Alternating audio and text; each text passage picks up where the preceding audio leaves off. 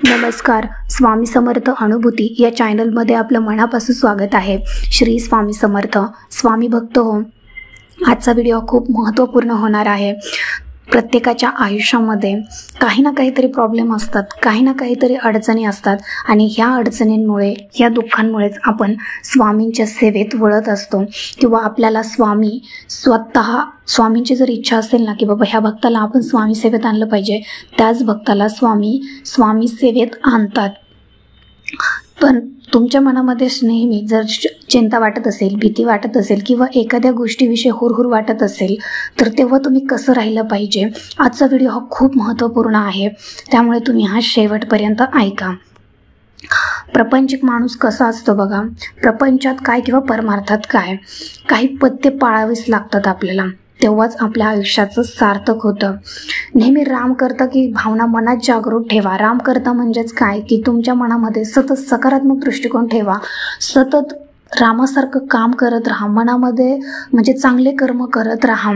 अशी भावना तुम्ही जर मनामध्ये ठेवली तर नक्कीच तुमच्या मनामधली चिंता, जी काही भीती आहे, जो काही मनामध्ये हुरहुर लागलेली आहे, ती नक्कीच दूर होऊन जाईल.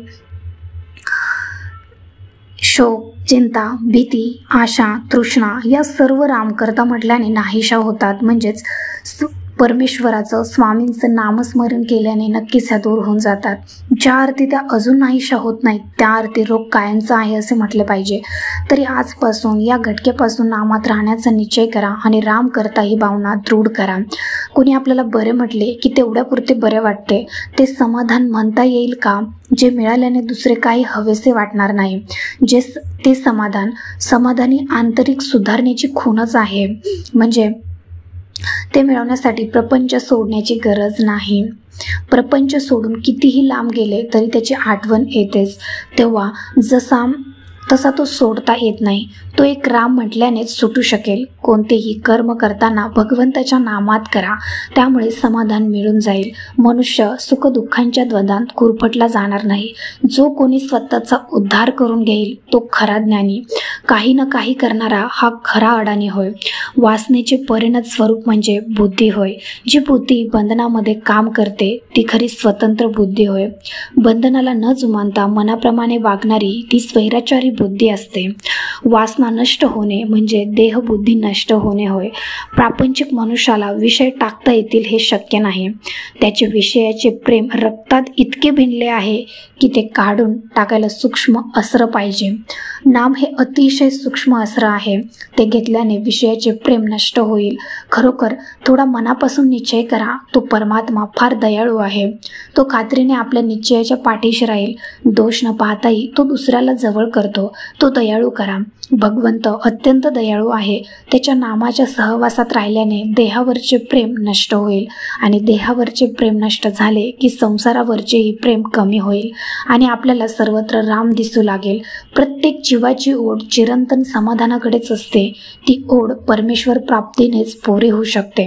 ही प्राप्ती व्हायला अत्यंत सुलभ समाधान साधन जर कोणते असेल तर त्याचा सतत सहवास जर कशाने लाभत असेल तर एका फक्त आणि फक्त परमेश्वराच्याच नामानेच.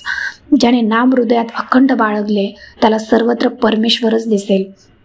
इतर साधनांमध्ये उपाधीमुळे थोडी तरी चलबिचल आहे. नाम हे स्थिर आहे. हे भगवंताचे नाम आवडीने घ्या, श्रद्धेने घ्या, मनापासून घ्या आणि अखंड नामस्मरणात राहा. किती समाधान राहील ते बघा. आयुष्यामध्ये तुम्हाला जर समाधानी राहायचं असेल, मनाला शांती मिळवायची असेल किंवा सुखी राहायचं असेल तर फक्त आणि फक्त एक साधा आणि सोपा उपाय आणि मार्ग म्हणजेच आपल्या श्री स्वामी समर्थ महाराजांचे नामस्मरण करणं किंवा तुम्ही ज्या देवाला मानता किंवा ज्या देवाची भक्ती करता त्या देवाचं अखंड नामस्मरण करा. मी असं म्हणत नाही की तुम्ही फक्त स्वामी समर्थ महाराजांचंच नामस्मरण करा. तुम्ही ज्या देवाला मानता, ज्यांची आराधना करता, पूजा करता, त्यांचं अखंड नामस्मरण करत राहा. त्या भक्तीत विलीन राहा. स्वामी नेहमी म्हणायचे आणि आजही म्हणतात की तुम्ही कुठल्याही देवाची पूजा करा, कुठल्याही देवाचे स्तोत्रमंत्र वाचा, ते शेवटी मलाच येऊन मिळणार आहे. जसं की सगळ्या नद्यांच्या छोट्या मोठे जे झरे असतात, छोट्या मोठ्या ज्या नद्या असतात, त्याचं सगळं पाणी आपल्या समुद्राला जाऊन मिळतं.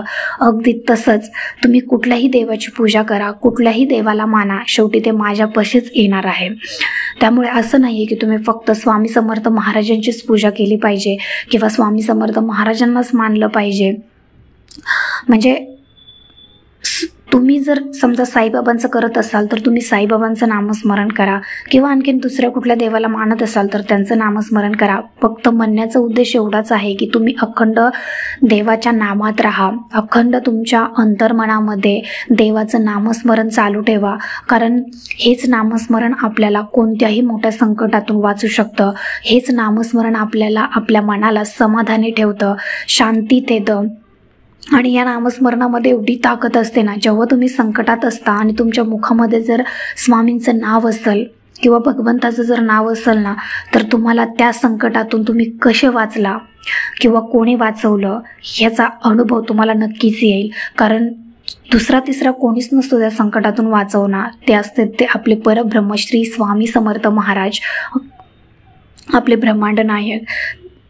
हे बघा, तुम्ही जेव्हा गाडी चालवत असता किंवा एखाद्या प्रवासात असता किंवा तुम्ही घरातलं कुठलंही काम करत असाल, गृहिणी असाल तर समजा तुम्ही कपडे धुत असाल किंवा स्वयंपाक करत असाल, आणखीन काही दुसरं काम करत असाल, तर तेव्हाही तुमच्या मुखामध्ये नेहमी श्री स्वामी समर्थ, श्री स्वामी समर्थ, श्री स्वामी समर्थ, श्री स्वामी समर्थ असंच नामस्मरण राहिलं पाहिजे. यामुळे काय होतं, आपल्याला गुरुमाऊली नेहमी सांगतात की जेव्हा तुम्ही स्वयंपाक करताना श्री स्वामी समर्थ या मंत्राचा, अक्षराक्षरी मंत्राचा तुम्ही जेव्हा जप करत असताना, तेव्हा तुम्ही जे अन्न बनवता ते त्या अन्नामध्ये तुम्ही जे नाव घेता ते नावाचा जो काही म्हणजे शक्ती आहे, ऊर्जा आहे, ती त्या नामामध्ये, ती त्या अन्नामध्ये उतरत असते.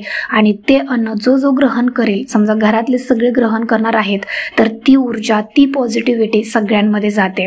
आणि जेव्हा तुम्ही जेवण करताना तुमच्या मनामध्ये असे निगेटिव्ह विचार येतात किंवा निगेटिव्ह काहीतरी चालू असतं मनामध्ये किंवा एखाद्या विषय तुमच्या मनामध्ये पाप येतं आणि ते बऱ्याचदा असं होतं की तुम्ही फोनवर बोलता बोलता स्वयंपाक करता आणि फोनवर पण काय बोलता तुम्ही की एखाद्याची गॉसिपिंग करणं किंवा एखाद्या विषयी ही अशीच करते, तो तसाच आहे, ती तशीच आहे, असं बऱ्याचदा एकमेकांविषयी बोललं जातं. आणि त्याच्यामुळे काय होतं की आपल्या जेवणामध्ये जे काही त्यांचे वाईट दोष आहेत किंवा आपल्या तोंडून ज्या वाईट गोष्टी बोलल्या जातात त्या अन्नामध्ये उतरतात. आणि तेच अन्न जर आपल्या घरातल्यांनी ग्रहण केलं तर त्याचे दोष जे आहेत त्या बोलण्याचे किंवा विचारांचे म्हणा, तेच घरातल्यांमध्ये पसरतात आणि जी निगेटिव्हिटी आहे ती आपल्यापासून घरातल्यांपर्यंत नक्कीच जाते. त्यामुळे आवर्जून स्वयंपाक करताना तरी तुम्ही स्वामींचं नामस्मरण करा. तुम्हाला स्वामी नक्की दर्शन देणारच. मला तर असे काही अनुभव सांगितले ताईदादांनी की आम्ही जेव्हा स्वयंपाक करत असतो तेव्हा आमच्या चपातीवर अक्षरशः स्वामींची मूर्ती बनलेली आहे, स्वामींचे पाऊल बनलेले आहेत, स्वामींचं म्हणजे कुठलंही एक खूण बघा, स्वामींचा तो ओम आकार बनलेला आहे. असे बरेचसे प्रचिती आपल्या ताईदादांना येत असते. आणि स्वामी सुद्धा अशा भक्तालाच प्रचिती देतात जो शेवटपर्यंत स्वामींचं नाव बाळगतो, स्वामींचं नामस्मरण करतो. स्वामी आपली परीक्षा बघत असतात ते शेवटच्या श्वासापर्यंत. आणि आपण सुद्धा एक निष्ठेने स्वामींचे चरण धरून स्वामींवर निष्ठा ठेवूनच स्वामींचं नामस्मरण केलं पाहिजे. नामस्मरणाला वेळ किती लागतो, तुम्ही जर एक 10 मिनिटं बसलात ना आणि फक्त एकाग्रतेने श्री स्वामी समर्थ, श्री स्वामी समर्थ, श्री स्वामी समर्थ जरी मंत्राचा जप केला ना, तरी तुमच्या जीवनामध्ये जे काही प्रारब्धाचे भोग आहेत ना त्याची तीव्रता खूप प्रमाणात कमी केली जाते. आणि जे वर्तमान काळातले सुद्धा जे तुमचे चालू कर्म आहेत त्या कर्मातले अडथळे, अडचणी खूप प्रमाणात कमी होतात आणि त्यातून मार्ग मिळत राहतो. एवढी अफाट शक्ती आपल्या स्वामींच्या सेवेमध्ये आहे, एवढं विसरू नका.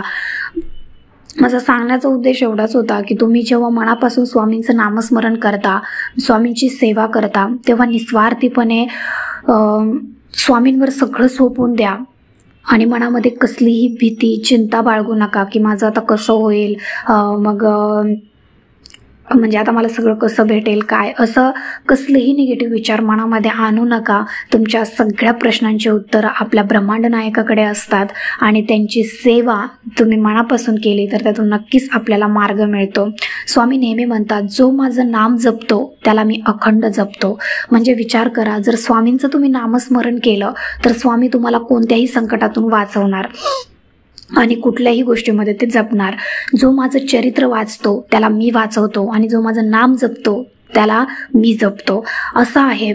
जेव्हा तुम्ही म्हणजे कुठलीही सेवा करा स्वामींची, ती कुठलीच वायाला जाणार नाही. त्या प्रत्येक शब्दाचं फळ तुम्हाला मिळणार आहे. फक्त आपले कर्म चांगले ठेवा, स्वामींवरती निष्ठा ठेवा, स्वामींवरती श्रद्धा ठेवा, विश्वास ठेवा, स्वामींची सेवा करा, जास्तीत जास्त सेवेकरी घडवा.